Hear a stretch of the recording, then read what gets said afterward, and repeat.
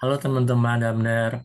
Jadi kami dari kelas A atau mining dengan saya Natalia Tumwai dan teman-teman saya David serta Jonathan akan mempresentasikan proyek data mining Customer Behavior Analytics, pengembangan model prediktif untuk optimalisasi revenue dan market penetrasi dengan dosen pengampu Benar Octavian Abraham Lantang STMTI PhD. Nah, di sini kita menggunakan metode PDCDM. Kita mulai dari business understanding. Nah, di sini ada beberapa pertanyaan.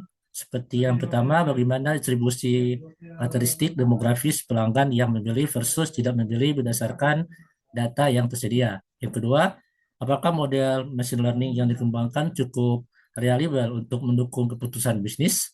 Yang ketiga, fitur demografis mana yang paling berpengaruh dalam model prediksi dan bagaimana implikasinya untuk strategi produk. Yang keempat, bagaimana mengoptimalkan customer akuisisi strategi. Oke, di sini kita akan mengimport beberapa library umum seperti NumPy, Pandas, Matplotlib, Seaborn, serta Collection, yaitu Cantor. Oke, di sini kita akan meloading datasetnya. Ini dataset ini digunakan berasal dari Kaggle yang berjudul Social Network ADS. Kemudian kita akan masuk dalam data understanding. Nah, dalam data understanding ini ada EDA atau Exploratory Data Analysis. Di sini kita melihat 5 baris pertama dari dataset ini yang berisi user ID, gender, age, estimate salary, serta purchase. Kemudian kita akan melihat info dari dataset ini, yaitu bisa dilihat menggunakan perintah info, yaitu contohnya gender, type-nya objek. Oke. Di sini kita bisa melihat describe-nya atau penyebaran datanya, atau min, atau count, atau max. Di sini kita akan melihat nilai null atau missing value.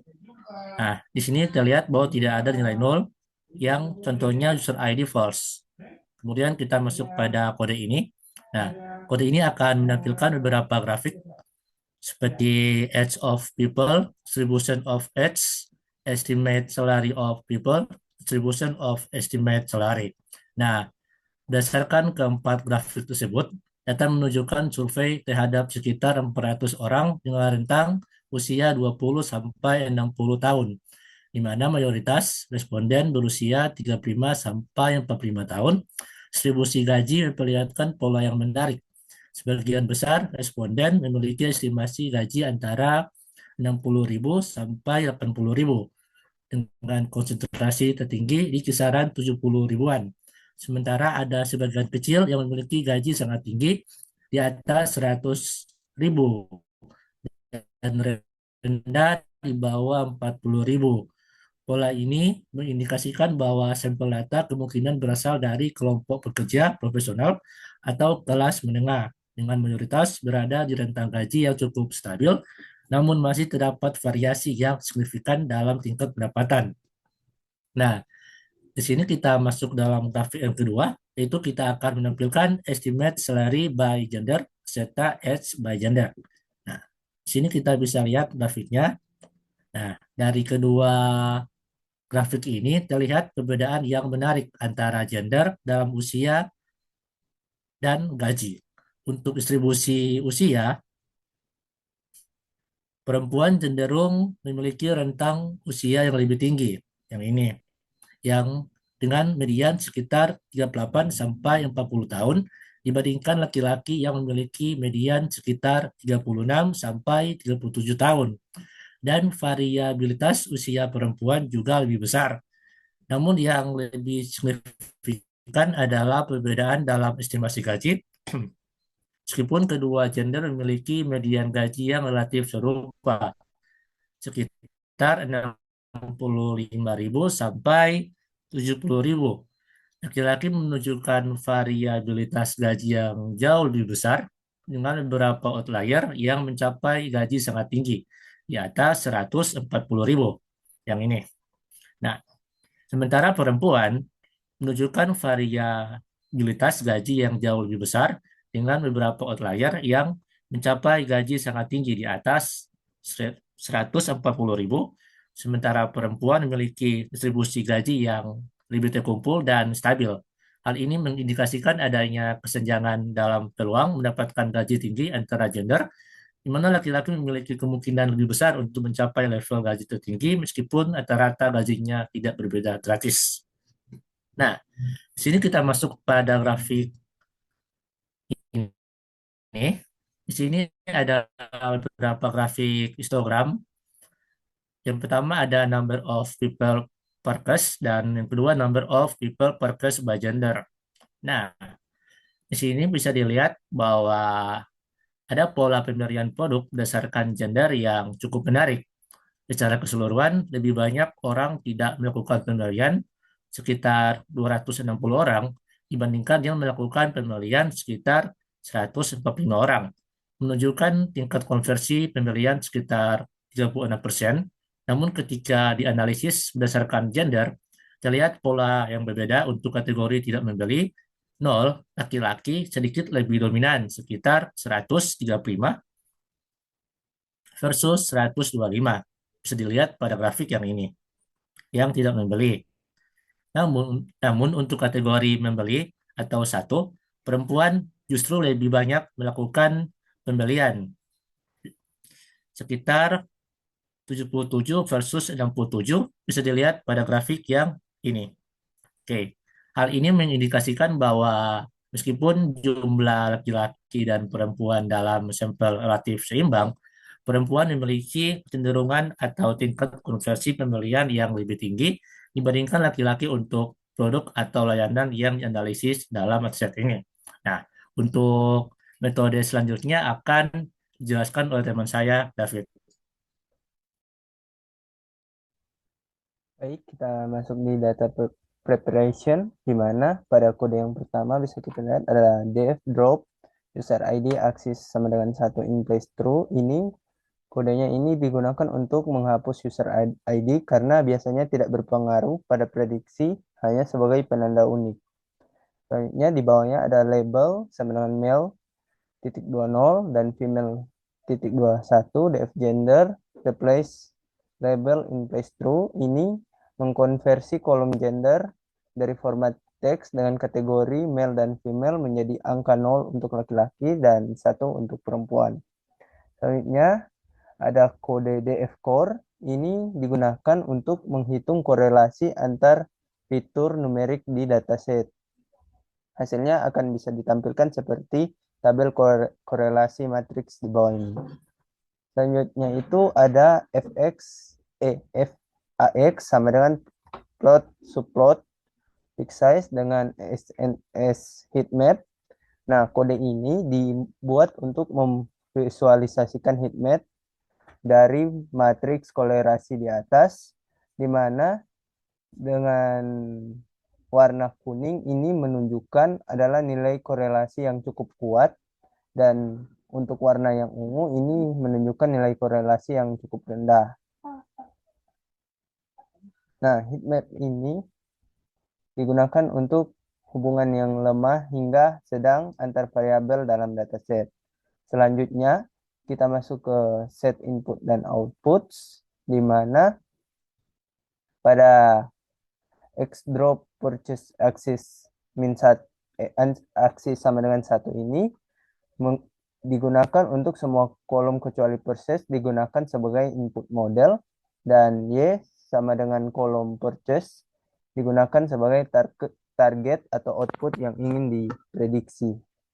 Selanjutnya pada kode yang berikut ada from skitlearn processing import standard scale, di mana kode ini adalah digunakan untuk menstandarisasi fitur X agar fitur X ini mempunyai skala yang sama, rata-rata 0, standar defisiasi 1. Ini penting agar model logistik regression tidak berat sebelah terhadap fitur dengan nilai yang besar. Nah, fit transform ini digunakan untuk menghitung dan langsung menerapkan transformasi ke X. Dan data scale merupakan data frame hasil transformasi untuk dicek tampilannya. Lanjut, pada kode yang dibawa ada from sklearn model selection import train test split, di mana pada kode ini kita membagi data latih train dan data uji tes pada test size 0,2 ini digunakan untuk 20% pengujian, dan di mana dari data tersebut kita bisa tahu 80% untuk pelatihan. Lalu random state 42 ini memastikan bahwa pembagian data selalu sama setiap kali dijalankan. Tujuannya untuk menghindari overfitting dalam menguji performa model dengan data yang belum pernah dilihat. Nah, selanjutnya kita masuk di bagian modeling, di mana pada kode yang dibawa ada from sklearn linear model import logistic regression. Yang pertama itu model sama dengan logistic regression dalam kurung C sama dengan 0, ini merupakan parameter regulasi, di mana semakin kecil regulasinya semakin kuat digunakan untuk mencegah overfitting. Dan max iter sama dengan 500 adalah batas maksimum iterasi training. Nah, kadang dibutuhkan lebih dari default. Selanjutnya, pada kode yang di bawah yaitu model fit digunakan untuk melatih model dengan data latih. Dan di bawahnya ada YPRED sama dengan model predict, X-test menggunakan model yang sudah dilatih untuk memprediksi label pada data uji X-test. Hasilnya adalah prediksi apakah seorang akan membeli di mana percaya sama dengan 1 atau tidak percaya sama dengan 0. Lalu bagian print weight confidence model curve dan print bias model intercept ini digunakan untuk menunjukkan bobot dari pengaruh masing-masing fitur terhadap prediksi dan nilai bias intersepsi dari model. Nah, interpretasi ini bobot positif meningkatkan kemungkinan membeli, bobot negatif menurunkan kemungkinan membeli. Selanjutnya, bagian evaluation akan dibawakan oleh teman saya, Yonatan Ciotang. Kemudian pada bagian berikutnya itu evaluation, kita bisa melihat bahwa dua baris pertama ada print test accuracy dan ada baris berikutnya train accuracy. Kedua baris ini bertujuan untuk memeriksa akurasi dari tes dan train. Dapat dilihat bahwa hasilnya di sini kurang lebih dalam rentang yang sama, yaitu sekitar di atas 0,8.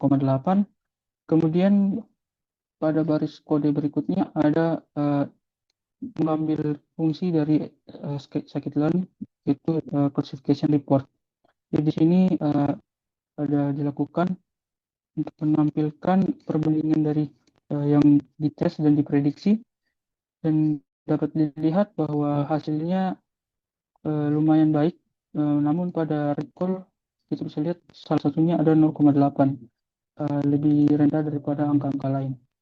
Kemudian kita bisa melihat di bagian berikutnya, yaitu yang ada mengambil confusion matrix. Jadi di sini membuat data frame menggunakan pandas, di sini pandas data frame, dan kemudian hasil dari confusion matrix ini dibuat kolomnya, yaitu predicted positif dan predicted negatif dengan barisnya, yaitu aktual positif dan aktual negatif. Dapat kita lihat hasilnya di bawah ini. Dan kemudian yang berikutnya adalah kita akan menghitung evaluasi secara general seperti akurasi, precision, recall, dan F1 score melalui library di scikit-learn. Dapat dilihat di sini bahwa untuk akurasi di sini akurasi, score, test, JPRED, dan begitu juga untuk yang precision, recall, dan F1. Dapat diperhatikan bahwa secara garis besar sudah lumayan baik.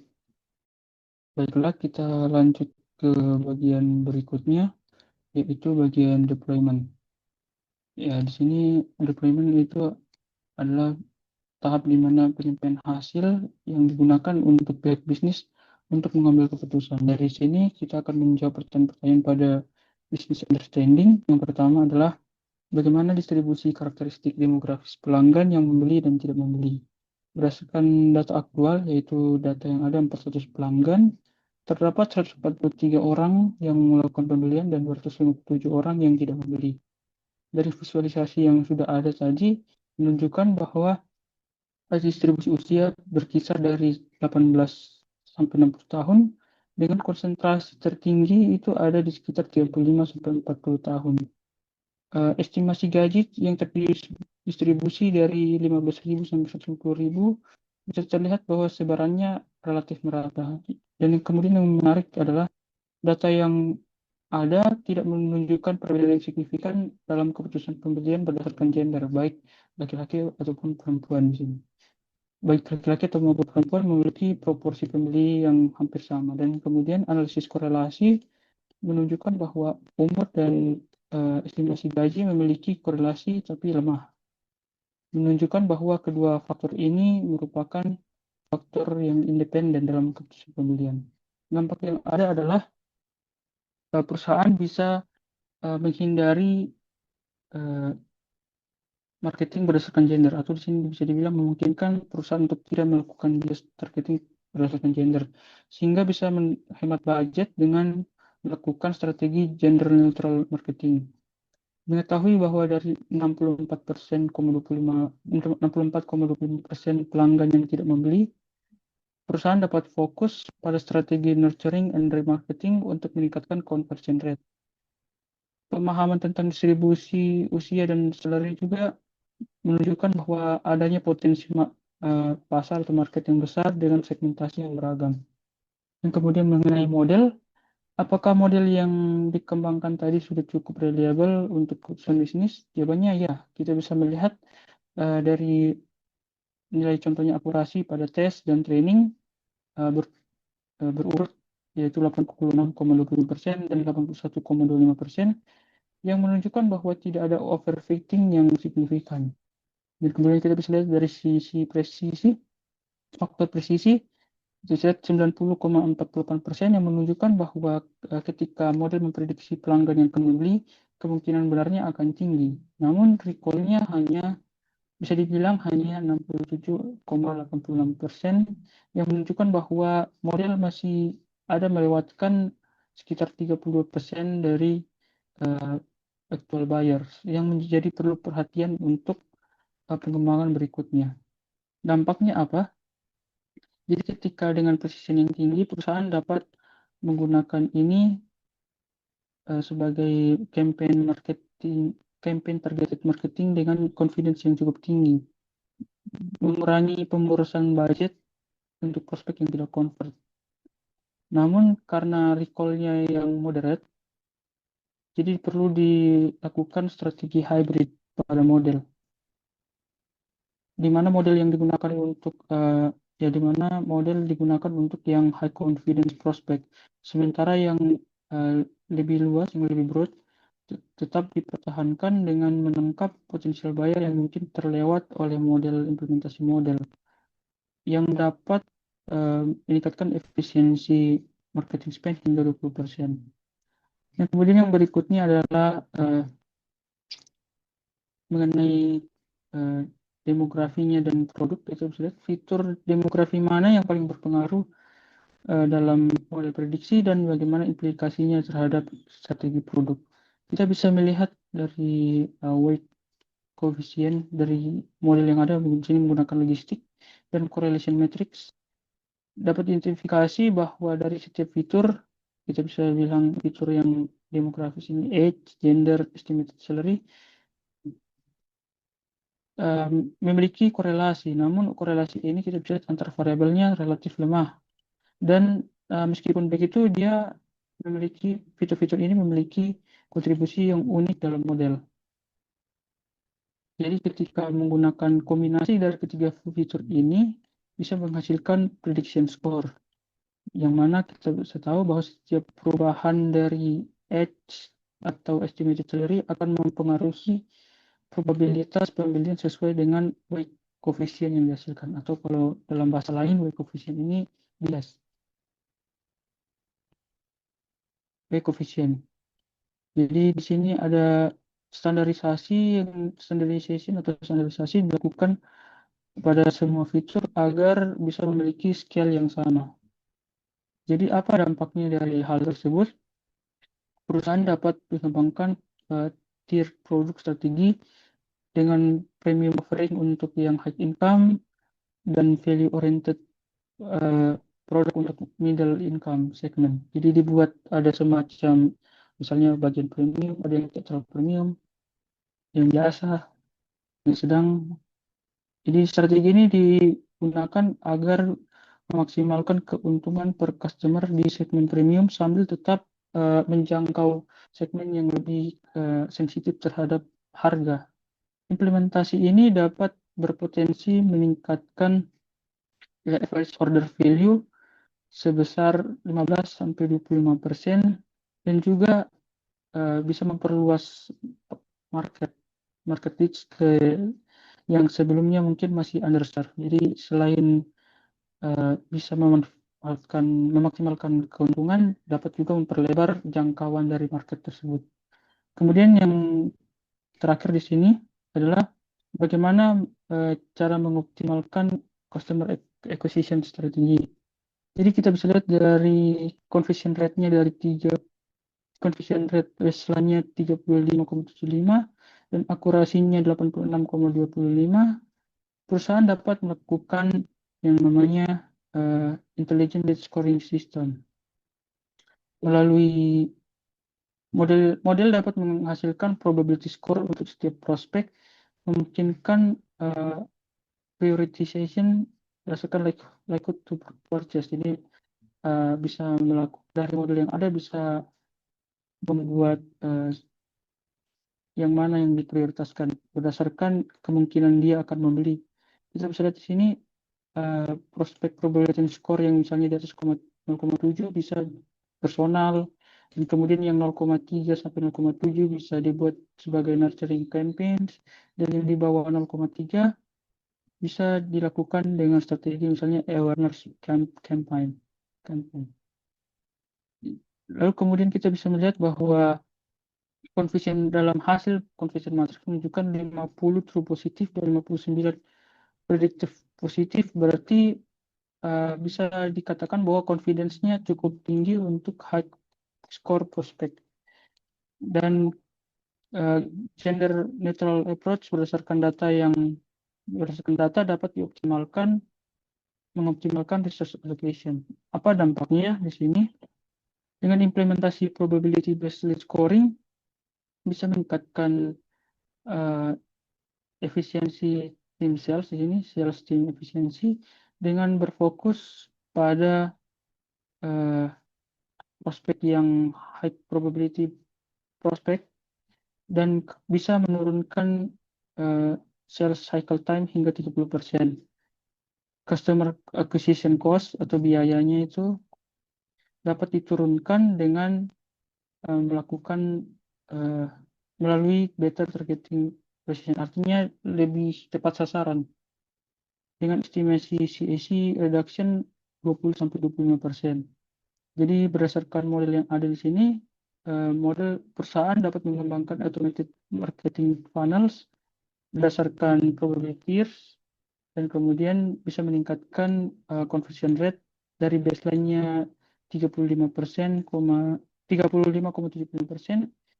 sampai targetnya 45-50%. Real time scoring system juga ini bisa memungkinkan dynamic campaign optimization dan personalized customer journey mapping. Jadi dengan menggunakan model ini dapat lebih cepat sasaran dan juga perusahaan bisa meningkatkan keuntungan lebih maksimal. Sekian dari kelompok kami, mohon maaf jika ada kesalahan kata. Terima kasih.